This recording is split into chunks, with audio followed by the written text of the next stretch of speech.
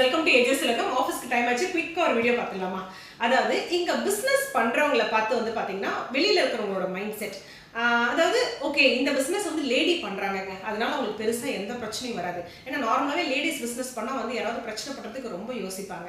அதே போல் இந்த பிஸ்னஸ் வந்து ஜென்ஸ் பண்ணுறாருங்க, ஒரு பையன் வந்து இந்த பிஸ்னஸை நடத்துகிறான். அதனால வந்து நார்மலாகவே ஒரு பையனாக ஒரு பிஸ்னஸ் நடத்தினா எந்த பிரச்சனையும் வராது.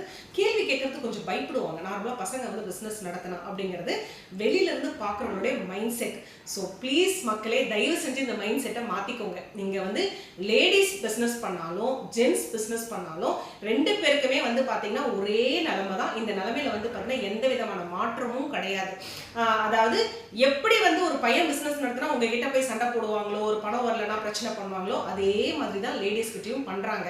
ஆனால் எங்கள் வெளியிலேருந்து பார்க்குறவங்களோட மைண்ட் செட் என்ன அப்படின்னா, லேடிஸ் பிஸ்னஸ் பண்ணால் அது சேஃபு, அங்கே வந்து யாரும் கேள்வி கேட்க மாட்டாங்க, அங்கே வந்து யாரும் பிரச்சனை பண்ண மாட்டாங்க அப்படின்னு நிறைய பேர் நினைக்கிறீங்க.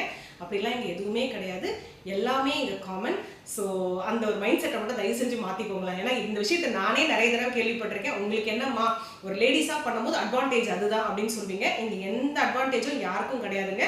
எல்லாருக்கும் ஒரே நிலைமை தான், ஒரே சுச்சுவேஷனை தான் நாங்கள் எல்லாருமே ஃபேஸ் பண்ணிட்டு இருக்கோம். பிஸ்னஸ் அப்படின்னு வந்துட்டாவே எல்லாருக்கும் காமனான ரூல் தாங்க. இதில் யாருக்கும் எந்த எக்ஸ்கியூஸும் கிடையாது.